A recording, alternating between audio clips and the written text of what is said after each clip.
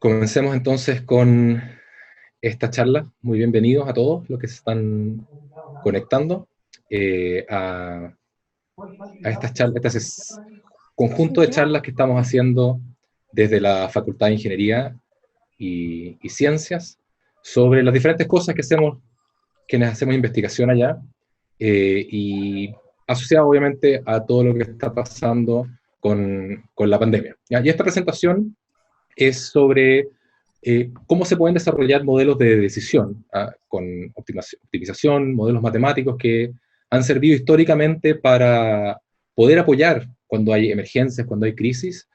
Y justamente detrás de esto hay un área completa de investigación que se llama investigación de operaciones y que probablemente todos ustedes en algún momento del día lo están usando, las herramientas que se desarrollan ahí, y muy poca gente sabe qué área es o cómo funciona. Así que mi idea de esta presentación es un poco darles una visión general de qué es lo que es esta área, contarles cómo nació, cómo funciona, qué cosas hacemos, y después mostrarles algunos de los modelos que se están ocupando hoy día incluso, y algunas de las cosas que estamos haciendo varios de los académicos de la Universidad Adolfo Ibáñez, justamente para apoyar cuando hay problemas como los que tenemos hoy día con el coronavirus. Bueno, yo soy Rodrigo Carrasco, soy profesor de la Universidad Adolfo Ibáñez, de la Facultad de Ingeniería y Ciencias. Mi doctorado fue en investigación de operaciones, de hecho, en Columbia University, en Estados Unidos, y actualmente soy el codirector académico del Magíster en Ingeniería Industrial, ¿ya? Que es el magíster profesional que tenemos en la facultad en el área de Ingeniería Industrial. Y mi investigación se dirige mucho hacia el área de optimización, diseño de algoritmos, que está de moda hoy día escuchar el concepto de algoritmo. Así que me dedico a diseñarlos, analizarlos, ver cómo funcionan y tratar de agarrar problemas y tratar de diseñar algoritmos alrededor de ellos para poder resolverlos y poder tener un poco más de información de cómo funcionan. Como les comentaba, la idea de esta charla es contarles un poco, es como una charla general en la cual quiero contarles un poco de qué se trata la investigación de operaciones.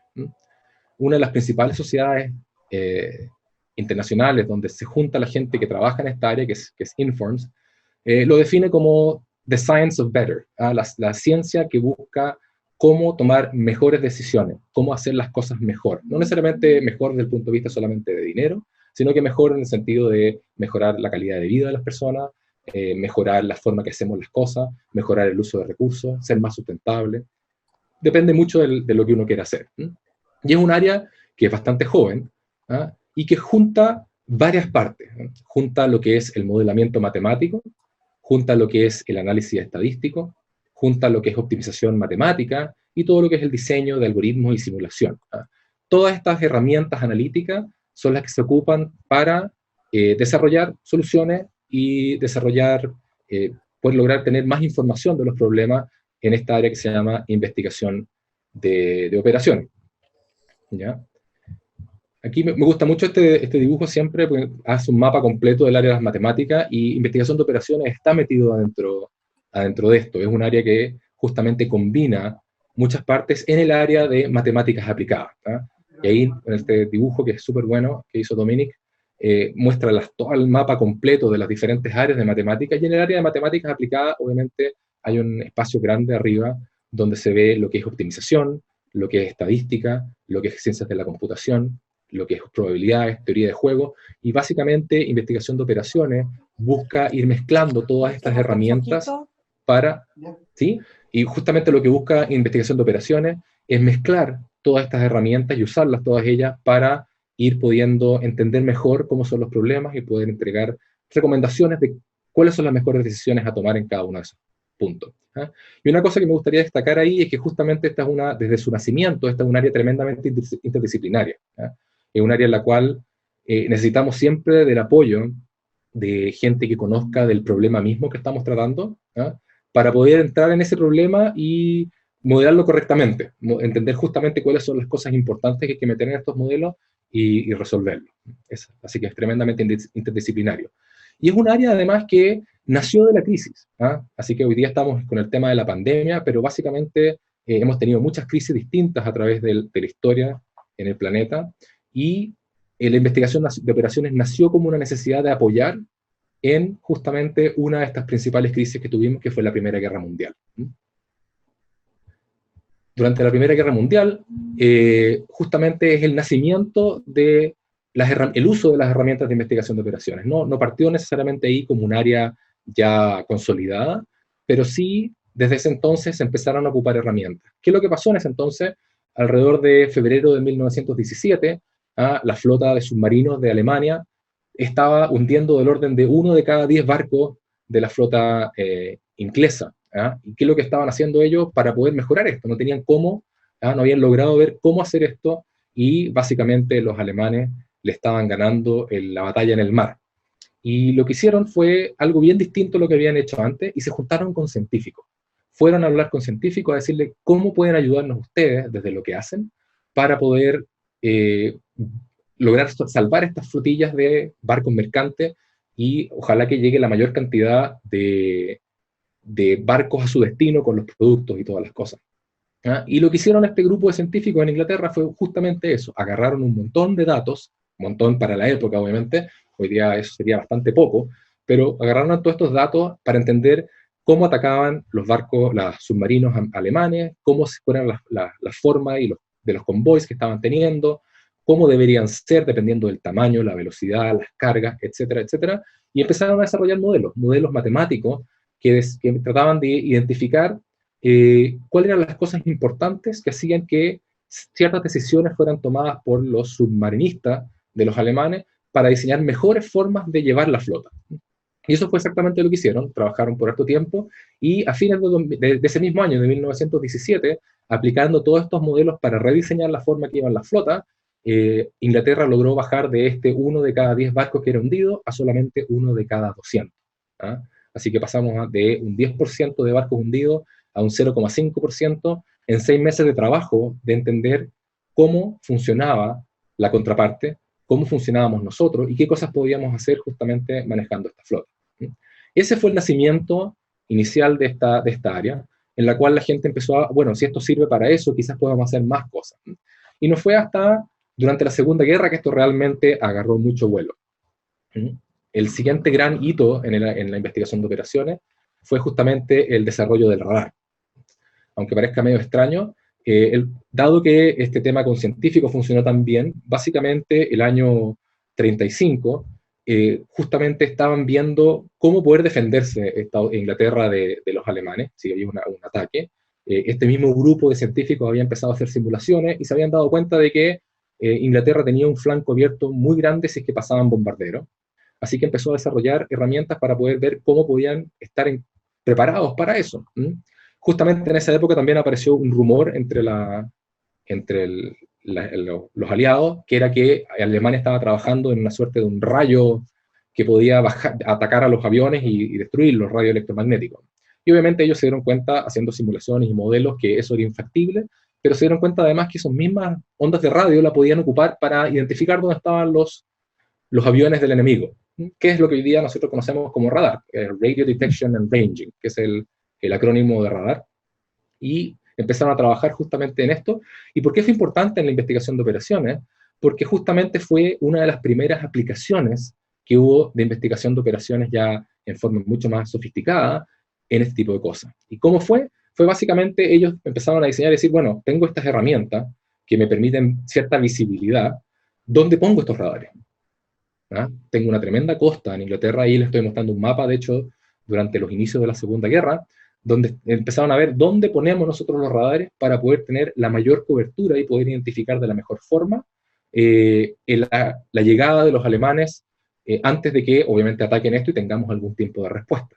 Y ese fue uno de los primeros modelos de optimización, modelos de decisión que empezaron a hacer este grupo de operaciones en Inglaterra, donde empezaron a decidir dónde poner estos radares, y una vez que además ya se identificaba dónde poner los radares, también identificando qué cosas hacer, cuáles eran las mejores decisiones que podíamos tomar, dado que venían de cierta forma o de cierto tipo venían, o ciertos grupos de aviones venían a atacar. Y esto, efectivamente, uno de los almirantes de Inglaterra hablaba de que solamente por el sistema de defensa, que en ese momento era el mejor sistema de defensa del mundo, ¿no es cierto?, este sistema de radares que tenían, había mejorado la capacidad de Inglaterra del orden de 10 veces en capacidad de defensa, pero que gracias a las herramientas que estaba diseñando este grupo en el área de investigación de operaciones, él creía que se había duplicado esa capacidad de defensa, porque justamente podían tomar decisiones muy rápido gracias a tener estos modelos que ya estaban en cierta forma haciendo prescripción de qué es lo que iba a pasar y qué es lo que tenían que hacer ellos hacia adelante. Así partió entonces el área de investigación de operaciones, y no solamente, bueno, partió en Inglaterra, pero obviamente Estados Unidos, que estaba trabajando muy en conjunto con ellos, también empezó a trabajar en esta área. De hecho, aquí encontré justamente dando vueltas para preparar esta presentación, encontré el informe del comandante en jefe de la Armada de Estados Unidos durante la Segunda Guerra, ¿ya? Y justamente que en su último reporte habla de que había agarrado un grupo de científicos el año 42, que justamente lo había hecho en la Universidad de Columbia University, y con ellos había empezado a trabajar en desarrollar modelos que pudieran apoyarlos a ellos justamente contra los submarinos, que era lo mismo que se había hecho durante la Primera Guerra, hacer cosas parecidas a ellos. Así que en el año 42 trabajaron con 7 científicos de la Universidad de Columbia, tenían un centro de base escondido en la mitad de Harlem, en la 118, donde llegaban estos científicos, agarraban papeles y datos que tenían del frente de batalla, trabajaban en sus modelos y después volaban a Washington a darle información a los diferentes generales de cómo tenían que ir haciendo las cosas. Y parece que fue bastante útil este grupo, porque de hecho, un año después, ya en julio del 43, ya eran 40 personas, pasaron de 7 a ser 40, y al año 44, de hecho, como ya el tema de los submarinos no era tan importante en el desarrollo de la guerra, lo empezaron a ocupar en diferentes áreas, y de hecho se armó una división completa, que antiguamente se llamaba la división de Readiness, no sé cómo sería la traducción al español, está listo, supongo. Y pasaron ese grupo de esa división de Readiness se pasó a llamar el Grupo de Investigación de Operaciones de la Armada de Estados Unidos, con 73 científicos ya en esa época trabajando en modelos, ¿no? Algunos trabajaban en modelos teóricos, de estrategia, de operación, y otros trabajaban en lo que ellos llamaban modelos estadísticos, de poder analizar qué es lo que pasaba con los datos de las campañas y qué cosas estaban pasando para poder ir alimentando estos modelos y tomar mejores decisiones. Y de ahí viene el nombre investigación de operaciones. ¿Ah? En Estados Unidos se llama Operations Research, en Inglaterra le pusieron Operational Research, ¿ah? Y lo que buscaba era justamente investigación durante las operaciones militares. Así que tiene un nacimiento completamente de crisis, ¿ah? De cómo tomar mejores decisiones, que justamente durante la guerra me parece que es uno de los momentos más críticos para tomar buenas decisiones. Por suerte no estamos en ese tipo de contextos hoy en Chile, pero tenemos un problema grave que justamente también puede modelarse y necesitamos poder tomar decisiones muy bien hechas, muy rápido muchas veces, y este tipo de modelos puede ayudar justamente a eso. Conseguí también buscando un par de cosas que es lo que estaba haciendo esta gente que hacía estadística, y en la Oficina de Investigación de Operaciones de Johns Hopkins, que hoy día está famoso por los modelos de visualización que tiene del coronavirus, ¿no?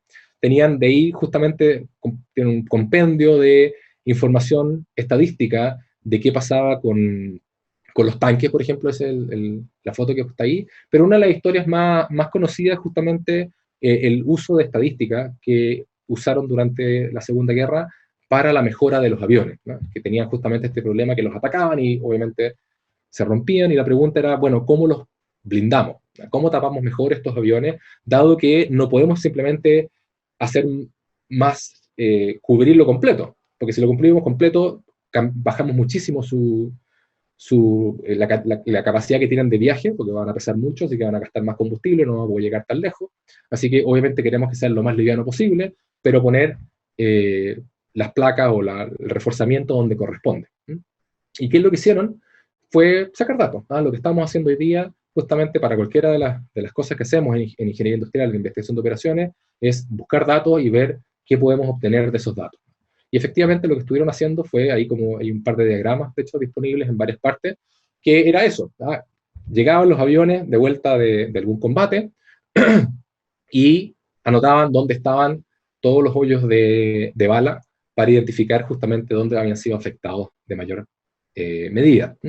Así que el objetivo que había tenido la aviación en ese entonces era poner, obviamente, donde están todos estos puntitos rojos, esas zonas tenías que cubrirlas más. Y ahí había un estadístico que se llama Abraham Wald, que es un matemático húngaro que estaba en Colombia y era parte de este grupo de investigación de operación en Estados Unidos, que les dijo, no, él trabajó, de hecho, él hoy día es muy conocido por el tema de desarrollo de experimentos, trabajó mucho en la parte estadística de lo que es desarrollo de experimentos, y él le dijo, no, esto es justamente una de las cosas que enseñamos al inicio en estadística, ¿no es cierto?, que es lo que dicen en Estados Unidos, el survival bias, ¿no es cierto?, ¿cómo es esto? El sesgo de sobrevivencia. Que, por cierto, me acordé antes que me rete después Florencia Larry Grande, que si no me acuerdo las cosas de estadística. ¿Qué es lo que es esto? Le dijo Abraham a la gente que estaba trabajando ahí en la aviación, le dijo, no, pues si estos son los aviones que sobrevivieron, estos son los que llegaron a destino, así que justamente aviones con hoyos en esos lugares son los que pueden sobrevivir, los que tenemos que tapar es justamente los que no, donde no hay hoyos, porque ahí efectivamente fue donde les dieron a los otros aviones que no llegaron donde estaban, ¿no? Y eso también es una cosa súper importante cuando uno empieza a enseñar a cómo trabajar con datos, porque uno tiene que entender que de la forma que va sacando los datos vienen sucios, vienen de alguna forma eh, mezclados con el proceso que estás midiendo, y eso hace que muchas veces vengan con este tipo de problemas. Así que efectivamente en este caso Abraham tenía mucha razón de que no había que tapar más las zonas con más hoyos, sino que efectivamente las zonas que no tenían nada de hoyo eran las que había que tapar porque eran las que no sobrevivían si que le llegaban balas, ¿no? Así que ahí tienen, esa es una foto de Abraham, ¿ah? Y justamente empezaron a desarrollar todo este tipo de modelos que mejoraron muchísimo la capacidad de reacción y la capacidad de sobrevivencia de los pilotos y obviamente del ejército, ¿no? Aquí tengo otro ejemplo también de cómo analizaban posteriormente el tema de la guerra. Esto es un análisis que se hizo del desembarco en Iwo Jima, en Japón, porque desde hacía mucho tiempo, de hecho, Frederick William Lancaster, que es considerado uno de los padres de la investigación de operaciones, fue el que diseñó las leyes a fines de los 1800, trató de armar modelos de cómo funcionaban los combates, cómo se atacaban unos a otros, qué cosas se tenían que evaluar para hacer un tipo de modelo matemático similar a lo que nos mostró Katia hace unos días atrás con los modelos epidemiológicos, ¿no es cierto? Y esos fueron, en cierta forma, unos precursores de esos mismos modelos. Los modelos epidemiológicos no aparecieron hasta los años 70, y estos fueron de los primeros modelos que empezaron a aparecer, y obviamente junto con eso, este equipo de investigadores, como en este caso Engel, se dedicaron a agarrar esa información, y este estaba en el grupo de operaciones de MIT, que también es uno de los grupos de investigación de operaciones más antiguos, junto con el de Columbia, y ver si efectivamente las leyes o los modelos que había hecho Lancaster eran parecidos o no a lo que pasaba al ir cambiando los estilos de guerra y las cosas que estaban pasando. Así que este era también un tema bien importante que aparecía ahí una foto de Lancaster, que como les decía, es considerado uno de los padres de la investigación de operaciones también. Y tras la guerra, obviamente, esto se empezó a aplicar en otros contextos. La guerra fue un catalizador de este tipo de herramientas. La gente empezó a estar interesado en ver qué cosas se podían hacer, y cómo se podía ayudar a tomar mejores decisiones de forma más rápida y de mejor forma posible con los datos que se tenían con estas metodologías, a desarrollo de metodologías matemáticas y algoritmos para poder resolver estos problemas. Y les quiero mostrar un típico problema de investigación de operaciones que se ve hasta el día de hoy, que probablemente muchos de ustedes lo van a encontrar más cercano que obviamente cualquiera de los otros ejemplos que les he dado antes. Y el tema clásico es el del vendedor viajero. Consideren un repartidor hoy día, alguien, ¿no es cierto?, que tiene que ir entregando productos, estamos en cuarentena, así que tiene que ir entregando a diferentes lugares, y quiere hacerlo obviamente lo más barato o lo más rápido posible. Así que obviamente esto pareciese que fuera algo relativamente sencillo, no debería ser muy difícil, y de hecho es un problema bastante viejo en la literatura, se ha estudiado desde los años 50, y aquí este es en la página de Bill Cook, que es un profesor que está en la Universidad de Waterloo, tiene un montón de temas de él trabaja justamente en este tipo de investigaciones, trabaja en el vendedor viajero, con algoritmos de diferente tipo, muy entretenido también el escucharlo hablar, y ahí pueden ver uno de los primeros desafíos científicos que había hacia los lectores, en este caso de la revista Newsweek del año 54, donde le estaban haciendo el desafío de encuentre la ruta más corta entre las 50 ciudades más importantes de Estados Unidos. Así que había que ser ahí de alguna forma encontrar la ruta más corta que uniera y hiciera este viaje por todo Estados Unidos para visitar estas 50 ciudades. ¿Será muy difícil eso?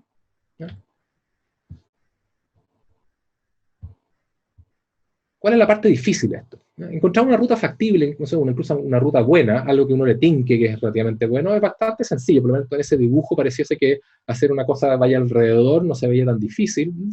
El problema es que encontrar cuál es realmente la mejor de todas las rutas es tremendamente difícil, ¿no? Si uno incluso quiere ver el tema de cuántas posibles rutas hay, empieza a comparar, bueno, cuántos todos los puntos que he podido ir comparando, esa es la cantidad de rutas posibles, ¿no? Un 6 con 62 ceros hacia el lado. Son 600 novidecimillones, algo así entendí que se decía en letras el número, pero es un 6 por 10 elevado a 62, así que un 6 con 62 números hacia atrás, con 62 ceros hacia atrás. Así que es un número tremendamente grande. ¿Cómo podemos resolver este problema? ¿Cómo podemos comparar todas estas tantas cantidades de diferentes rutas posibles y para asegurarnos de cuál es la mejor? Y resultó que tres matemáticos de la época, ¿ah? Danzig, Johnson y Fulkerson, los pudieron hacer, ¿no? Efectivamente, George Danzig, Ray Fulkerson y Selmer Johnson fueron capaces de resolver este problema y demostrar, ¿no? No solamente encontrar la mejor solución, sino que demostrar que es la mejor solución, ¿no? De hecho, ellos son parte de los pioneros de la investigación de operaciones, ¿ya? Danzig es altamente reconocido por su trabajo en el desarrollo de algoritmos para optimización, en particular el algoritmo Simplex, que es súper conocido para poder resolver problemas de optimización. Johnson ha trabajado un montón yo trabajo mucho en temas de scheduling, así que obviamente él es una de las personas que partió haciendo modelos en el área de programación de tareas, scheduling, a Selmer Johnson, y Ray Fulkerson en todo lo que es modelos de flujo, cuando tenemos sistemas que tienen que ir pasando, cadenas de suministro, tuberías, etc. Ray Fulkerson fue uno de los primeros en trabajar justamente en estos modelos de flujo, tratando de demostrar cómo poder resolver estos problemas. Y lo más interesante de esto es que ellos tres hicieron esta demostración a mano. Pudieron encontrar la mejor ruta a mano. En esa época, estamos hablando de los fines de los años 50, no había supercomputadores, no había nada que nos permitiera encontrar estas cosas simplemente computando. Así que no se podía hacer así. Y ellos lo que hicieron, de hecho el paper de ellos tiene 3 hojas, cuando demostraron esto, y básicamente ocupaban desigualdades para demostrar que esa era la mejor solución y no había otra posible. Y es un poco la parte interesante de esta área de investigación de operaciones, especialmente el área de optimización matemática, que nos entrega un poco más allá de lo que andamos buscando. Nos entrega una solución, pero además nos entrega un montón de certificados alrededor de esa solución. Y este problema lo puse aquí no solamente porque es fácil de entender, sino que porque además es un problema que hasta el día de hoy sigue apareciendo en los diarios. Este es un ejemplo del Washington Post del año 2015, hace 5 años atrás, donde había ahí un alumno que trabajaba en Data Science y estaba hablando de, había hecho un algoritmo también para poder resolver este problema de las 50 ciudades, y encontrar la ruta más corta. Y una de las cosas que aparece mucho cuando uno ve estos temas de Data Science, inteligencia artificial, es que empiezan a hablar de lo difícil que es encontrar la solución comparándola entre todas. Entonces, una de las cosas que decía en esa nota del Washington Post, la persona que estaba trabajando en este problema, decía que había, ¿no es cierto?, las mismas 6 por 10 elevado a 62 diferentes soluciones, y que eso implicaba, como les pongo ahí un extracto de la entrevista, de que si tuviéramos que resolver en un computador de la casa, básicamente esta cosa estaría por 9 y 52 ceros millones de años, que para entonces obviamente el Sol ya se habría comido la Tierra, y no habría nadie en el planeta como para poder resolverlo. O sea, nos está diciendo que buscarlo entre todos es tremendamente difícil. Eso es justamente una de las cosas que hablan mucho de estos problemas que crecen muy rápido, que crecen exponencialmente o que crecen factorialmente al crecer la cantidad de puntos o la cantidad de información que está metiéndose. Crecen demasiado grandes en su espacio de solución, y la gente habla de que es tremendamente difícil encontrar esta solución óptima porque son demasiadas cosas que podrían pasar. Y uno, si estuviera comparándolas todas, obviamente se demoraría muchísimo. Así que espero que tengan paciencia, porque ahora les voy a demostrar que lo podemos resolver. Así que espero que no se acabe el sol, y este es un video que estaba de la página de Bill, y le voy a mostrar aquí cómo esa misma 52 ciudades la estamos ruteando, y estamos. Listo. ¿Lo encontró? Se acabó. Eso fue. ¿Ya? Y la razón por la que está el video así en esa versión vertical no es porque sea millennial yo, sino que básicamente porque eso fue corriendo en un iPhone. Efectivamente, Bill tiene una aplicación que se llama Concord, que la pueden bajar en el Apple Store, donde ustedes pueden resolver este tipo de problema en fracciones de segundos. De hecho, tuvo que ponerle segundos entre medio a cada iteración para que se pudiera ver la solución, porque resuelve este problema de 50 ciudades en menos de un segundo, en un teléfono. ¿Ya? Entonces, esta historia de que eso en realidad pasaríamos, no sé, cientos de millones de años tratando de validar todos las posibles soluciones es media mentirosa, porque en realidad no, cuando uno sabe cuál es la estructura que tiene el problema atrás, y por eso es tan importante que la gente que trabaja en teoría en esto, es que empiezan a aprender cómo es la estructura de estos problemas por atrás, porque no tenemos que andar buscando esas 6 por 10 elevado a 62 soluciones. En realidad lo que andamos buscando son lugares súper específicos. ¿No? Si yo quiero rutear desde aquí, desde Santiago, ¿no es cierto?, desde la universidad, del campus que tenemos en Peñalolén, al campus que está en Errázuri, obviamente hay una ruta que pasa por Punta Arenas, pero a ninguno de nosotros, espero, se nos ocurriría que esa ruta sería una ruta válida. Hay un montón de rutas que podemos matar desde el principio. ¿Ya? Entonces, justamente, podemos resolver ese problema desde el principio, entendiendo mucho mejor el problema, preocupándonos cómo es el problema por atrás, desde el punto de vista teórico, para ojalá poder tomar mejores decisiones y hacer mejores soluciones hacia adelante. Y justamente eso es lo que hace la investigación de operaciones. Nos permite resolver y muchos otros problemas en poco tiempo y con recursos computacionales limitados. Y además, decir qué tan buenas son esas soluciones. Nos permite hacer todo eso. De hecho, el área que trabajo yo justamente es tratar de desarrollar algoritmos que sean tremendamente rápidos para resolver problemas que van creciendo muy rápido. Y después de poder, además, certificar qué tan buena es la solución que yo entrego. Obviamente, en el momento que uno quiere que la cosa sea más rápida que encontrar el óptimo, lo que uno tiene que ir haciendo es, de cierta forma, comprometiendo algunas cosas de precisión por algunas cosas de rapidez, pero uno quiere poder, ojalá, salir airioso de este balance y por lo menos decir qué tan mala o qué tan buena es la solución que está entregando. A ver, hay varios que están preguntando por la aplicación. La aplicación la voy a escribir en el chat.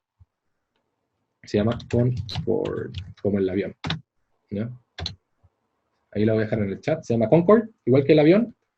Y la pueden encontrar. Y de hecho también, si ustedes se meten a la página de Bill, buscan William Cook en Waterloo, van a encontrar un montón de aplicaciones, historias, muy entretenido él. Si ustedes buscan alguno de sus videos, es mucho más entretenido que yo para contar toda esta historia. Y además que él ha partido desde el principio con esto. Así que tiene muchas anécdotas con la gente que ha trabajado inicialmente en estos algoritmos. Muy entretenido. Y efectivamente con este iPhone puede encontrar esta solución, y de hecho cuando apareció ese aviso del Washington Post con este alumno o este investigador del área de Data Science que hacía esto, él salió justamente mostrando que en su iPhone él le podía encontrar una solución en un segundo y que además esa solución tenía 53 kilómetros menos que la que estaba proponiendo la persona que lo estaba entregando esto en el post. ¿Ya? Y obviamente esto él se la juega porque sabe que efectivamente tiene la demostración de que esa es la mejor de todas y en su página dice que tiene una recompensa de $10,000 a quien encuentre una solución mejor. Obviamente les digo que no gasten su tiempo en ir a tratar de encontrar una mejor porque está la demostración de que efectivamente no hay ninguna más. Así que eso es un poco el área de investigación de operaciones, y ahí quiero hacer una pequeña separación. Uno escucha muchísimo hoy en día el tema optimización, y uno lo ocupa de un punto de vista más literario como algo de mejorar, ¿no es cierto? Uno dice voy a optimizar este proceso, voy a optimizar el carro del supermercado, y en realidad uno lo que está diciendo ahí voy a mejorar un poco las cosas. Cuando nosotros en el área que trabajo, en el área de investigación de operaciones, hablamos de optimización, en realidad estamos hablando de optimización matemática, que es justamente encontrar la mejor de las soluciones y poder demostrar que esa es la mejor de las soluciones. No es una solución más, no es una buena solución que yo logré encontrar rápido, es la mejor de todas las soluciones y poder demostrar que es la mejor de todas las soluciones. Entonces está muy abrazado con el tema de matemáticas, obviamente, por eso es matemáticas aplicadas, para poder demostrar que estas cosas funcionan. Y justamente lo que hizo Dancing, Fulkerson, Johnson, obviamente Cook, que es justamente la parte central de esto de optimización matemática, que no es solamente encontrar la mejor decisión, sino que además probar que efectivamente no hay una mejor, que esa es la mejor estrategia a seguir. Y obviamente uno podría pensar que esto es porque, ¿no es cierto?, ha mejorado muchísimo la capacidad computacional, que es completamente cierto. El iPhone 6, donde está grabado ese video, tiene una capacidad que es infinitas veces, o sea, son miles de veces mayor que el Atari 800 en el que aprendí a programar hace tantos años atrás. Pero no es solamente eso, ¿no? Y aquí tengo un gráfico que es súper interesante, que lo hizo Robert Bixby, uno de los fundadores de Gurobi, que es un motor de optimización muy potente, donde muestra cómo ha ido cambiando la capacidad de los algoritmos que ocupamos para poder resolver los problemas de optimización. ¿Ya? Y efectivamente es cierto, en los últimos 15 años la capacidad computacional ha aumentado un montón, ¿ya? Del orden de 1.600 veces la capacidad. Así que efectivamente hoy día solamente con el mismo algoritmo que teníamos hace 15 años atrás, ¿ya? El 2005, y lo pusiéramos en un computador de hoy día, podríamos resolver problemas que son 1.600 veces más grandes o resolver el mismo problema 1.600 veces más rápido, entre comillas, ¿no? Pero lo que está mostrando este gráfico es mostrando cómo ha ido creciendo de una iteración a otra de las diferentes versiones del software, en este caso, que son básicamente nuevas versiones de algoritmos para resolver problemas enteros, a medida que ha ido pasando el tiempo en el mismo computador. Esto es versión a versión en el mismo computador. Y esos algoritmos han aumentado del orden de 3.300 veces su capacidad para resolver problemas. Así que en el mismo computador del año 2005, yo hoy día podría resolver, solamente por tener mejores algoritmos, haber hecho más trabajo en desarrollar mejores algoritmos, solamente por eso puedo resolver problemas que son 3.300 veces más grandes. Así que si combinamos estas dos cosas, y combinamos, ¿no es cierto?, las 1.600 veces de capacidad computacional con las 3.300 veces de algoritmo, obviamente terminamos pudiendo resolver problemas que son millones, ¿no? Como 5 millones, 5 millones y medio de veces más grande que lo que podíamos hace 15 años atrás, ¿no? Y efectivamente, el año, cuando están mostrando ese primer salto bien grande del año 98, de problemas, de toda la cantidad de algoritmos que habían guardado en los papers, que nadie había implementado y empezaron a meterlos en Ciplex en esa época. Justo antes de eso no se podían resolver problemas pequeños de asignación de personal a aeropuertos, ¿no? En esa época estaban tratando de resolver con American Airlines justamente cómo poner personales de aeropuerto en los diferentes vuelos o ordenar los vuelos, y no podían resolver un problema con 50 aviones. Y el año siguiente, solamente por meter todos estos algoritmos, ya podían resolver problemas en fracciones de segundo. Esos mismos problemas que al año anterior no podían ni siquiera resolver en un día corriendo el computador, al año siguiente ya lo podían resolver en fracciones de segundo. Es solamente entender mejor la estructura de estos problemas, así que por eso digo yo que es tremendamente importante la gente que trabaja en el área teórica, porque justamente tienen todo este conocimiento y empiezan a encontrar cómo funcionan las cosas por atrás, y empezamos a buscar qué cosas más podemos hacer para resolver estas cosas más rápido, y después la gente que está en la parte aplicada trae más problemáticas más grandes o con mayores dificultades o con diferentes restricciones que nos hacen pensar de nuevo cómo podemos resolver esto, y vamos iterando y generando un círculo virtuoso de generación, de conocimiento y de resolver problemas cada vez más grandes. Y esto que es matemática aplicada, esto que es investigación de operaciones, es la parte central de lo que es la analítica. La analítica, que es como el concepto científico de transformar datos en información y conocimiento, lo que llaman en Estados Unidos insight, ¿no es cierto?, para poder tomar mejores decisiones. Eso es lo que está en esta flecha que estoy mostrando, donde uno va avanzando a nivel, dependiendo del nivel que uno está teniendo y la capacidad computacional, la capacidad de algoritmo y la capacidad de datos que tiene, ¿ya? Y lo típico que estaba pasando hace unos 10 años atrás era solamente poder hacer la analítica descriptiva, el poder entender qué pasó, sacarle una foto al sistema y empezaron a aparecer todos estos dashboards y sistemas inteligentes que básicamente, o sistemas expertos se llamaban en la época, ¿ya?, que básicamente agarraban los datos de cómo estaba y nos daba de cierta forma una temperatura de cómo estaba el paciente. Y lo que agarró mucho vuelo en los últimos 5 años es todo el área de analítica predictiva, ¿no? ¿Qué es lo que va a pasar? Tuvimos una súper buena charla de Rolando hace unos días atrás, justamente contándonos de cómo ocupan las herramientas estadísticas y de machine learning y de inteligencia artificial, también lo presentó John Atkinson ayer, justamente es agarrar estas herramientas que nos permiten predecir cómo van las cosas hacia adelante. Eso ha agarrado mucho bueno hoy día porque tenemos una mayor cantidad de datos y también tenemos algoritmos que nos permiten resolver esos problemas de entrenamiento de estos algoritmos mucho más rápido también. Pero la analítica prescriptiva, que es mucho más vieja en algunos casos, definitivamente hace una cosa que es un paso siguiente, que es entender cuál es la mejor decisión para que eso pase, ¿no? Así como tenía qué pasó, qué pasará, cuál es la mejor decisión, ¿no? Y eso es tremendamente potente, es mucho más complicado, obviamente, y hay que tener mucha más estructura para poder resolver esos problemas, pero básicamente entrega una información adicional que nos ayuda a poder tomar decisiones. Y ustedes la tienen hoy día, todos ustedes, en su teléfono. Ahí hay un ejemplo de una herramienta que tiene los 3 niveles de analítica, y ustedes pueden ver ahí en colores la analítica descriptiva, que me está diciendo dónde esto es una ruta que va desde mi oficina en la Universidad de Ibáñez hasta Estamos trabajando harto con el telescopio ALMA, entonces ahí estaba la ruta que yo iba hacia el telescopio, las oficinas que tienen en Vitacura, y ustedes pueden ver ahí la foto de cómo estaba el tráfico en ese momento que saqué esa foto, ¿ah? Y eso es descriptivo. Además me está prediciendo, ¿ah? Tiene la analítica predictiva con esas cajitas, con el autito y el tiempo que me voy a demorar por ese lugar. Yo todavía no viajo por ahí, así que no sé si efectivamente me voy a demorar eso. Lo que me está diciendo es predecir cuánto va a ser la duración de ese viaje por cada una de esas cosas. Pero en realidad nosotros no tenemos esta aplicación por ninguna de esas dos razones. La razón por la que tenemos esa aplicación y la usamos es porque queremos ver cuál es el camino. ¿Ah? Si yo le hubiera pasado este resultado, que me está mostrando la analítica descriptiva, y peor aún, me podría poner cajitas por todos los tiempos de viaje de cada uno de esos arcos, de cada una de esas calles, ¿ah? A mí me serviría re poco este mapa. No tengo idea qué decisión tomar. Sigo inundado en información, ¿ah? Pasé de inundado en datos a inundado en información, y yo lo que quiero hacer es, ojalá, poder tomar decisiones.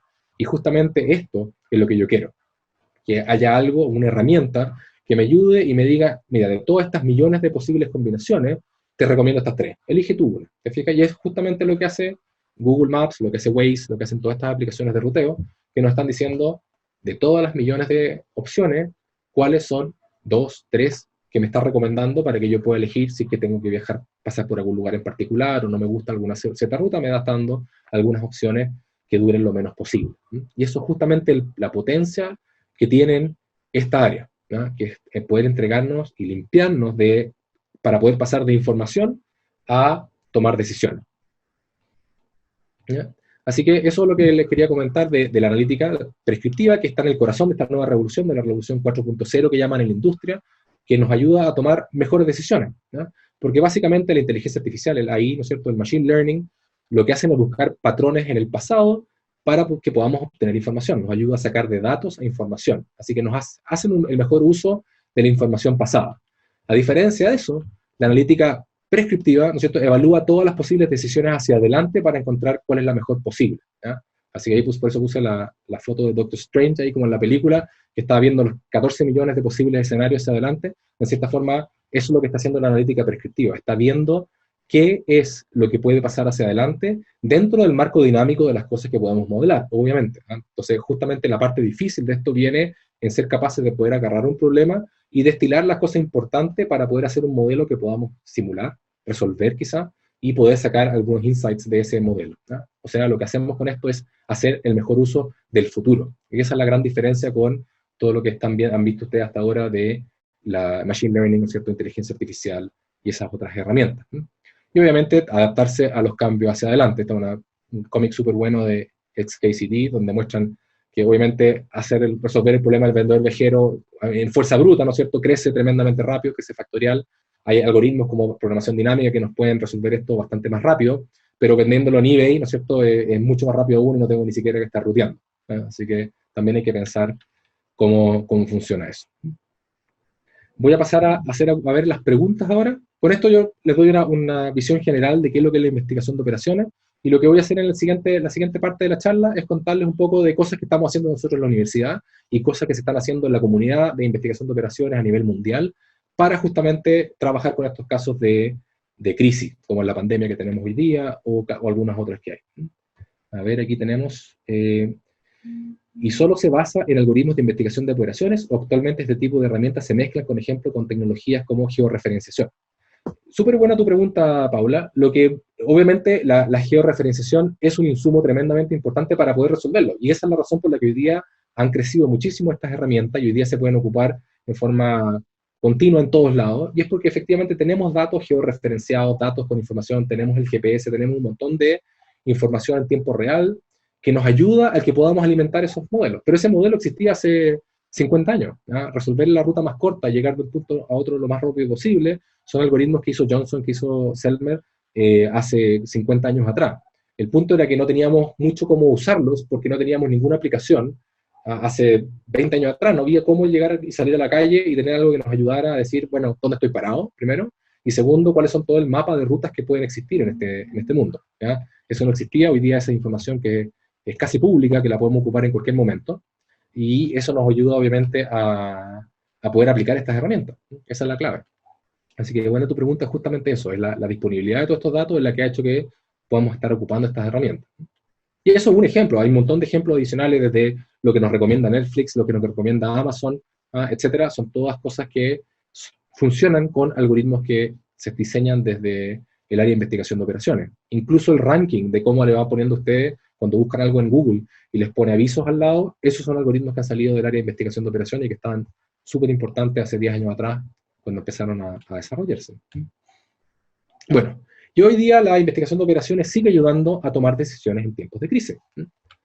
Y la investigación de operaciones básicamente ayuda en tres partes principales. En el antes, estar preparados, poder definir decisiones antes de que ocurran para poder llegar y hacerlas, cuando ocurran esos eventos. Durante, obviamente, para ocupar de lo mejor posible los recursos, responder rápidamente a las necesidades y de la mejor forma posible. Y después, para poder volver a normal, ¿no?, lo más rápido posible, o pararnos de vuelta, ¿no es cierto?, lo mejor posible. Y les voy a mostrar tres ejemplos de cosas que estamos haciendo nosotros en la universidad. No tengo caso en este caso en particular de COVID, pero que pueden relacionarse con eso, y después voy a hablar de algunos casos que están asociados ya a esta pandemia. Primero el antes, y este es el caso de redes resilientes. Una de las cosas que a uno le gustaría hacer es que cuando empieza a diseñar redes, diseñarlas correctamente. Aquí les muestro tres ejemplos. Tenemos del sistema eléctrico chileno, donde está toda la red eléctrica. Al medio tengo un ejemplo de agua, tuberías de agua de una ciudad, y al lado derecho un dibujo súper artístico muy bonito que es del internet del año 2005, de Eugenio Sánchez. Básicamente son tres redes que hoy día son fundamentales para nosotros, ¿no? Especialmente ahora que estamos encerrados, necesitamos tener el agua potable, necesitamos tener electricidad para poder hacer estas charlas, para poder trabajar con nuestros alumnos, y necesitamos el internet, obviamente, también, ¿ya? La pregunta es cómo diseñamos esas redes. Y obviamente en el pasado una de las cosas que se hace es básicamente tratar de cubrir a toda esta gente lo más barato posible. ¿Qué implicancias tiene eso? De que obviamente de repente nos podemos quedar por alguna falla, estas cosas pueden cortarnos el suministro a un montón de personas. ¿Ya? Y lo que ha hecho la gente es básicamente seguir diseñándola de forma de darle un poco de robustez, que sea más resiliente, pero siempre asumiendo que las cosas fallan por separado, que un cable va a caer, pero no tienen por qué caer otros cables al mismo tiempo. Y eso es cierto en la mayoría de los veces, pero muchas veces no es cierto, como por ejemplo cuando hay terremotos. Cuando tenemos terremotos, como nos ha pasado varias veces en Chile, nosotros somos muy buenos para ese tipo de problemática, justamente lo que ocurre es que al mismo tiempo fallan en varios lugares, están correlacionadas las fallas en diferentes lugares, ¿no? Y ahí ha estado trabajando dos profesores de la facultad, tres ahora son profesores, porque Omar también es profesor, Omar Matus, que es profesor que se sumó rápidamente a la universidad hace poco, Javiera Barrera y Eduardo Moreno, que es el vicedecano. Javier es la directora del Magíster en Ingeniería Industrial e Investigación de Operaciones. Ellos tres, junto con Gerardo Rubino, estuvieron trabajando en cómo diseño yo, a priori, redes de tal forma de que si falla algo, si tenemos un terremoto, por ejemplo, la mayor cantidad de los posibles de los clientes sigan conectados, ¿ya? Justamente es lo que ellos están trabajando. Tienen ese artículo que está publicado ya en la IEEE Transactions Reliability, y además tienen otro que están trabajando con un alumno del Magíster, donde están viendo y han hecho simulaciones de, por ejemplo, poner una red en Antofagasta, y han ocupado datos reales de terremotos sobre 5.5 en Antofagasta para ver cómo afectaría esa red eléctrica, si la diseñamos bien, este tipo de terremoto, y si pudiera mantener a toda la comunidad conectada y seguir entregando la electricidad a las diferentes ciudades, y incluso aún cuando tenemos estas fallas correlacionadas. Porque si fueran todas separadas, un diseño simplemente un poco más robusto nos basta, pero cuando son todas correlacionadas, porque tenemos un terremoto que cubre toda esta gran área, nos puede pasar algo más terrible, ¿ya? Y esto cómo se relaciona con lo que estamos viviendo hoy día, porque básicamente el tener una pandemia es que tenemos fallas correlacionadas. Si un hospital se enferma, ¿no es cierto? Tenemos un montón de gente que se enferma en un hospital, y ese hospital tiene que cerrar. Si fuera realmente independiente, bueno, no es tan terrible porque los pacientes que iban a ir a ese hospital pueden ir a todos los aledaños y básicamente se esparcen en las cosas más cercanas. Ahora, si tenemos una cosa que es correlacionada y tenemos varios hospitales de la misma comuna que se ven afectados, ahora se pone mucho más terrible porque tenemos mucha más gente que no va a poder acceder a niveles de salud, a tener salud, ¿no es cierto? Y vamos a colapsar otros lugares. Entonces, ¿cómo diseñamos un sistema de salud que permita que incluso ante pandemias o fallas correlacionadas, que en muchos lugares fallan al mismo tiempo, estas cosas sigan funcionando y podamos seguir dando el servicio de salud a la gente? Entonces ese es un ejemplo de cómo podemos ir conectando una cosa con la otra. Me pregunta aquí una persona anónima si hoy día estaríamos más preparados para diseñar el Transantiago con recorridos y flotas?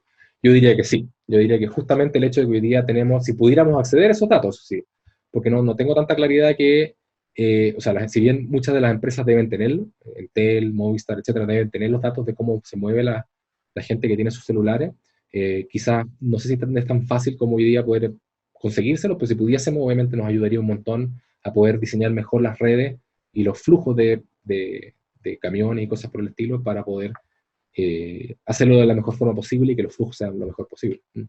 Efectivamente.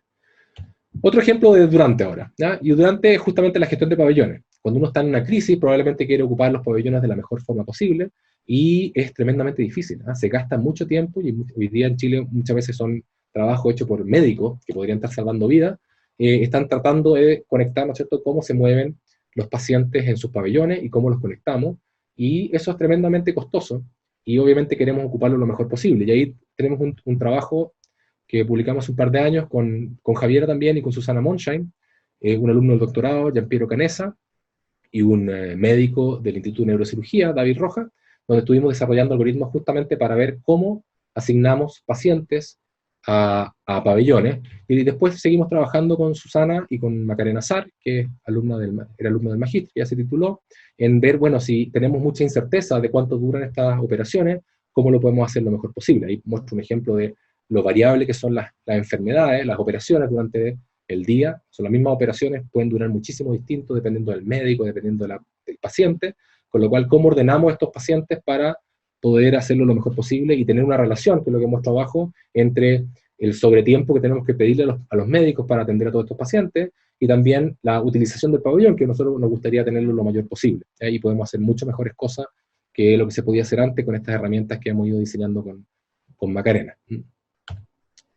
Y él después también tiene herramientas bien interesantes de investigación de operaciones, y aquí hay un ejemplo que ocupamos hace algunos años atrás, con los lamentables incendios forestales que hubo en el sur de Chile. En el sur tuvimos el año 2017 esta pandemia de incendios forestales, donde muchos, especialmente empresas forestales pequeñas, perdieron todo lo que tenían, porque pasaron estos incendios por encima. Ahí tengo una foto, esta foto la saqué yo, un antes y un después de ese mismo lugar, este es exactamente el mismo lugar, cuando pasó un fuego por encima de este lugar. De hecho aquí hay una foto desde el avión arriba, estábamos trabajando con una empresa en Magallanes, y cuando uno sobrevolaba por la región del Maule, aquí ya se pueden ver 1, 2, 3, 4, 5 incendios en paralelo desde la ventana del avión. Y efectivamente era tremendamente masivo. Y ahí lo que estuvimos trabajando en, bueno, ¿cómo nos paramos ahora? Se quemó esto, la solución es simplemente pasarle todo al seguro y se acabó, y tenemos que echar a la gente, o hay algo un poquito más que podamos hacer. Y ahí estuvimos trabajando con 3 alumnos de la universidad, Gianluca Baselli, Felipe Contreras, Matías Lillo y Magdalena Marín, donde estuvimos trabajando en desarrollar modelos que nos permitieran agarrar la información que nos podía entregar el ingeniero forestal y resolver este problema. Y decirle finalmente a los dueños de las diferentes forestales qué es lo que tenían que hacer, cómo asignar el personal a las diferentes actividades y justamente resolver eso. Y ahí doy un ejemplo de qué es lo que salía al final de todo el modelo, en que le decíamos, mira, aquí ahí está el campo, por ejemplo, esto era la salida literal del software que habíamos diseñado, de todos los algoritmos, donde le decía, mira, solamente este pedazo, que de hecho está ahí en verde, es lo que lo deberías pasar al seguro. El resto de las cosas, en diferentes órdenes, deberías estar cosechándola tú, y vas a tener mucho mejor flujo de caja, y no vas a tener que echar a tus personas, porque básicamente con eso estás ayudando, les estás dando trabajo, y muchas de estas personas estuvieron con quienes, este ejemplo en particular, con lo cual teníamos a Santa Olga al lado, ¿no es cierto?, y la gente había perdido sus casas, etcétera.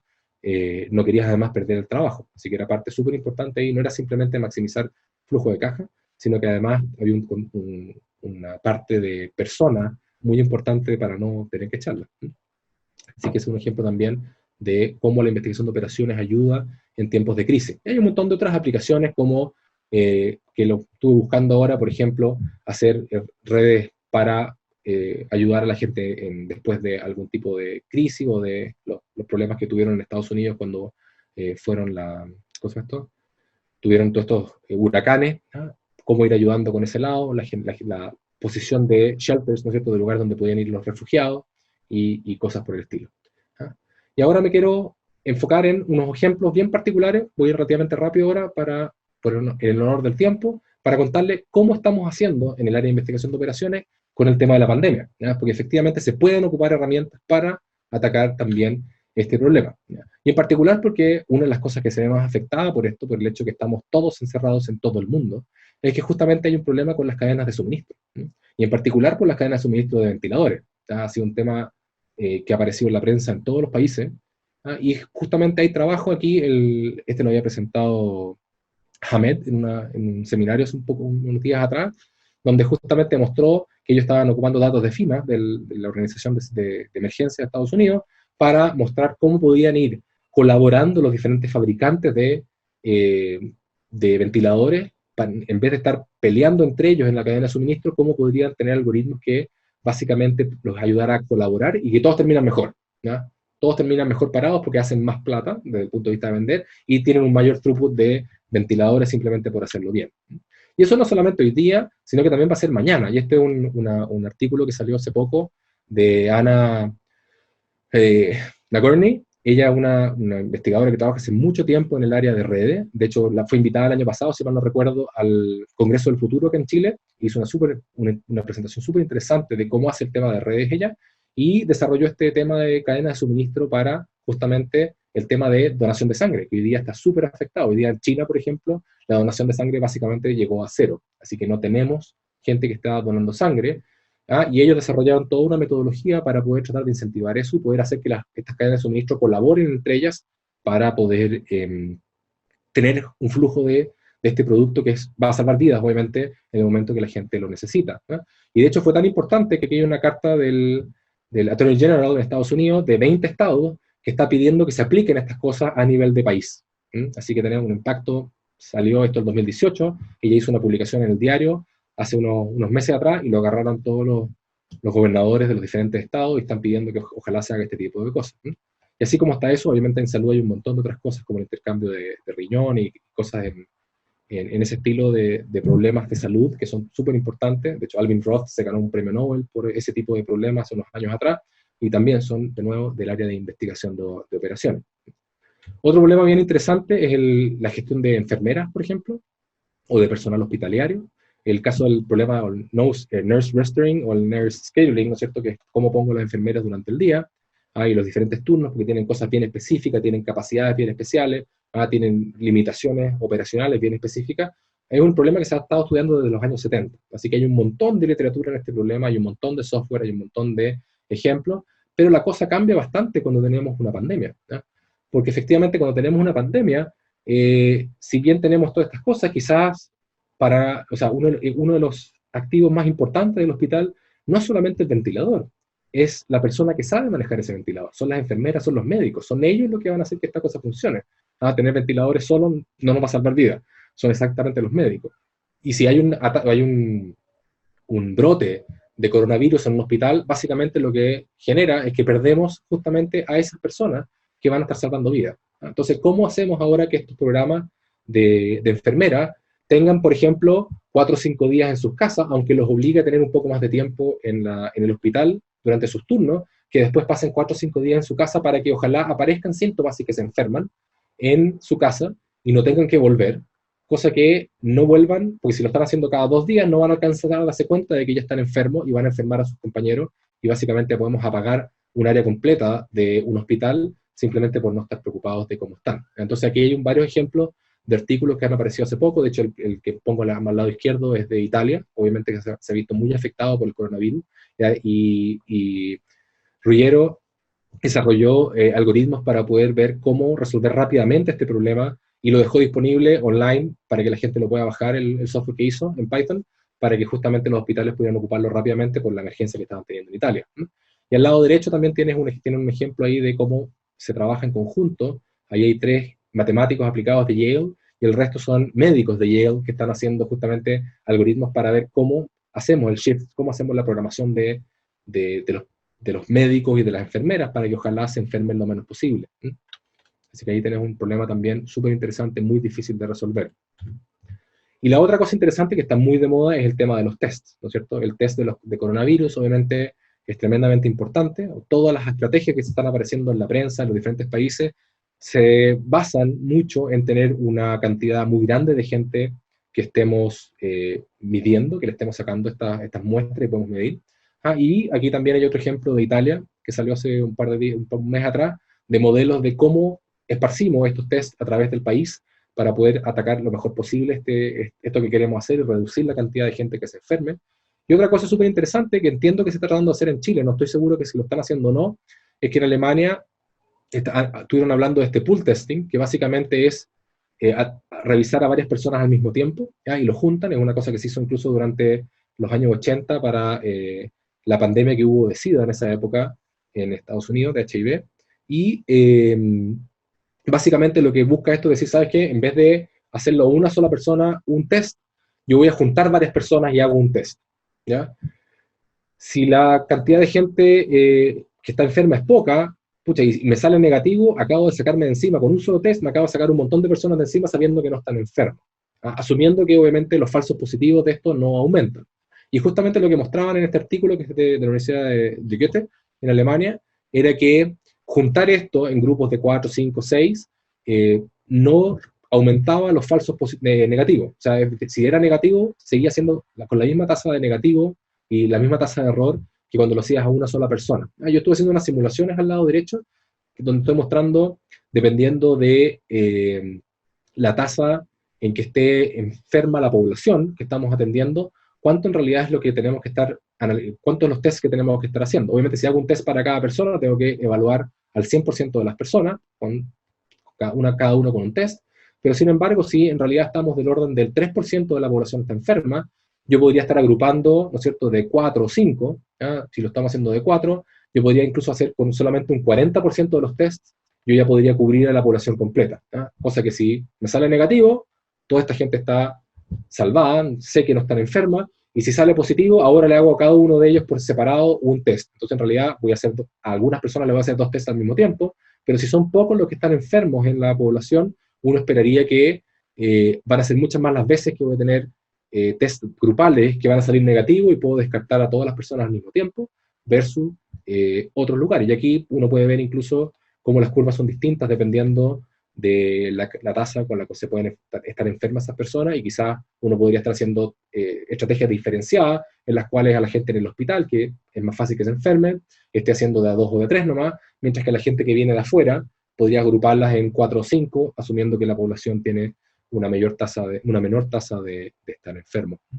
Así que esos son ejemplos de técnicas que se han ido implementando a nivel mundial, donde uno puede ocupar herramientas de investigación de operaciones justamente para encontrar la mejor forma de tomar decisiones. En este caso, por ejemplo, ahí, ¿cuál es la mejor decisión? ¿Cuál es la mejor cantidad de pacientes que podría juntar por pool para que minimice de cierta forma la cantidad de test que tengo que estar haciendo y aprovechar los tests que tengo, que son limitados, lo mejor posible? Así que esa es mi presentación. Son todo un montón de diferentes herramientas que salen desde el área de investigación de operaciones para que uno pueda tomar mejores decisiones. Así que muchas gracias a todos por su tiempo. Un día viernes, que bueno, en realidad no hay mucho que carretear hoy día, no se puede salir, pero les agradezco muchísimo que hayan querido estar acá. Ahí están mis coordenadas. Si alguien está interesado en ver alguna de las publicaciones, se meten ahí en ResearchGate, que es el primero, donde están, generalmente pongo ahí los papers que van saliendo, y también comparto algunas de estas investigaciones, ya sea en Twitter o en Instagram, que ustedes pueden bajarlas y revisarlas. Así que, feliz de alguna pregunta. Uy, muchísimas gracias. Qué bueno que les gustó. Me alegro. Margarita pregunta, ¿puede darnos más datos de dónde encontrar información? ¿Qué información te interesa, Margarita?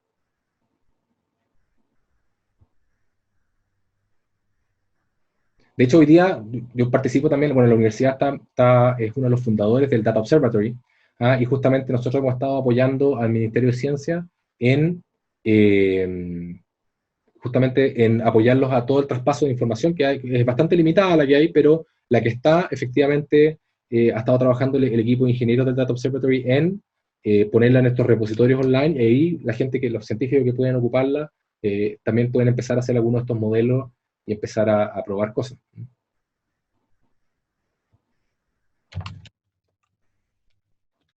Estamos mandando alguna respuesta. Muchas gracias. ¿Qué más tengo acá? hablaste de la comunidad de investigación de operaciones. La comunidad de investigación de operaciones es bastante grande a nivel mundial, está dividida en varias sociedades. La principal, que es como una sociedad paraguas, que es IFORCE, el International Federation of Operational Research, ¿ya? Que agrupa todas las diferentes comunidades de investigación de operaciones. ¿Ya? Ellos tienen bueno, este año, de hecho, íbamos a ir con Elena, que es mi alumna de magíster, a presentar en iForce, lamentablemente era en Corea, obviamente se canceló esa conferencia, y hacen cada 3 años una conferencia a nivel mundial donde traen a toda la gente que trabaja en investigación de operaciones. Nos habían invitado justamente a trabajar, a mostrar lo que estamos trabajando en gestión de energía que estamos haciendo con Elena, energía solar. Lamentablemente no se pudo, pero esa es como la sociedad paraguas, y dentro de esa sociedad, por cada uno de los continentes hay una. Euro, por ejemplo, la sociedad europea, donde está la más antigua de todas, que es la sociedad en Inglaterra, de investigación de operaciones. La más grande, diría yo, que es la de Estados Unidos, que es Informs. Y en Chile también nosotros tenemos ICHIO, el Instituto Chileno de Investigación de Operaciones, que tiene, de hecho, por mucho tiempo Eduardo Moreno estuvo aparte de la presidencia. Nosotros hicimos la Adolfo Ibáñez hace 3 años atrás, hicimos la Conferencia Chilena de Investigación de Operaciones, la hicimos en nuestro campus en Viña. Hay una comunidad súper activa, con muy buenos investigadores en varias universidades, la Universidad de Concepción, la Universidad de Chile, la Universidad Católica, todo ello haciendo cosas súper interesantes, la Universidad de los Andes también, y nos somos bien amigos entre todos, son una comunidad bien agradable. ¿No? La verdad que es un agrado poder trabajar en esta área, porque son todos muy simpáticos, por lo menos conmigo siempre han sido muy simpáticos. ¿Estás haciendo o recomiendas algún trabajo sobre cadenas de abastecimiento de alimentos en el caso de desastres naturales? Pensando en nuestro país, me pregunta Gonzalo. No, yo no trabajo en particular en cadena de suministro. Yo entiendo que hay varias gente trabajando justamente en eso. Ana, que es una de las que cité aquí, ella justamente trabaja, su centro es en eso. Y hay un profesor que está en UCLA también, que trabaja, voy a tratar de acordarme el nombre, Tim, si me acuerdo lo voy a tuitear después, que trabaja justamente en cadena de suministro y ven este tipo de cosas. ¿Por qué el Ministerio de Salud no usa esos modelos predictivos? No sé. Yo supongo que están viendo algunas cosas. Yo me imagino que tienen una mesa de científicos alrededor, así que yo imagino que esas personas están trabajando en eso. Yo la verdad no trabajo no he trabajado con ellos, así que no sabría decirte si es que están haciéndolo o no están haciéndolo.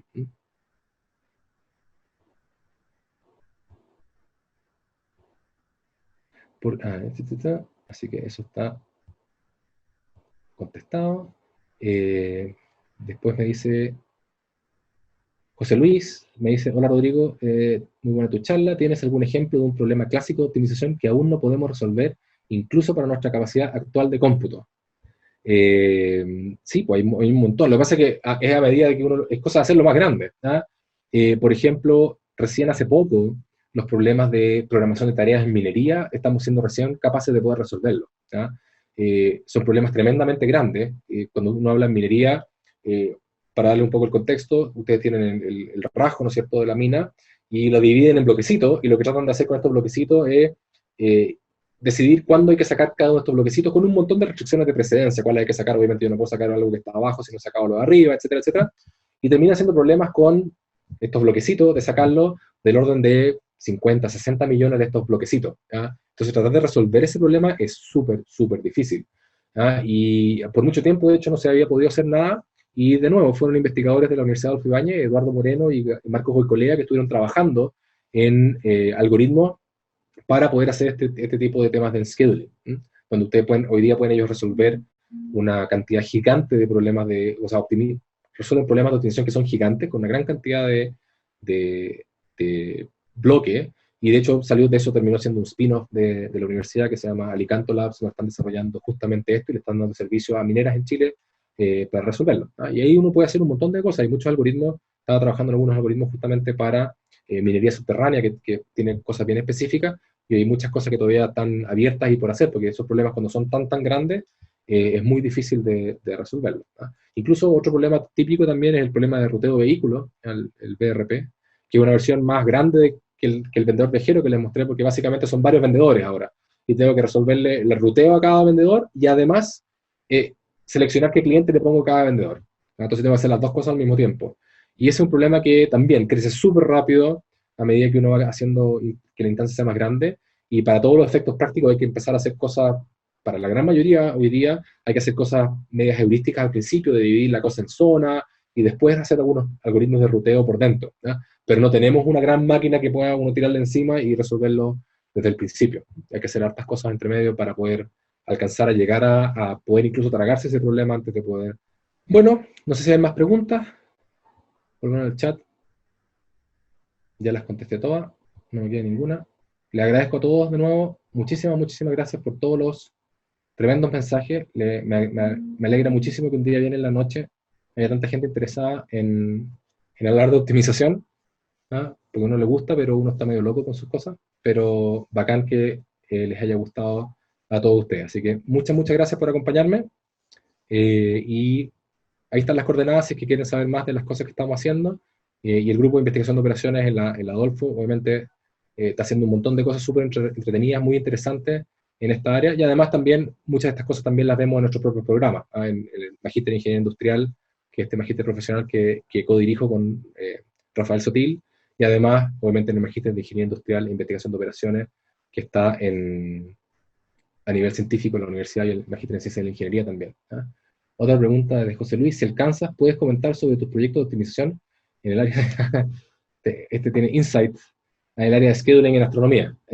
Ya, sí, mira, eso también son problemas bastante grandes, que estamos hace tiempo trabajando con diferentes telescopios. En particular ahora estamos trabajando con el radiotelescopio ALMA, y estamos viendo cómo desarrollar modelos también de optimización, en la cual uno pueda agarrar toda esta gran cantidad de proyectos de observación que tienen durante el año y apoyar a que se puedan hacer de la mejor manera posible eso, y generar estas herramientas que básicamente les ayude cuando hay una emergencia, ¿no es cierto? Cuando hay un blizzard, ¿no es cierto? Cuando hay el invierno boliviano que tapa las antenas arriba en Alma, ¿no es cierto?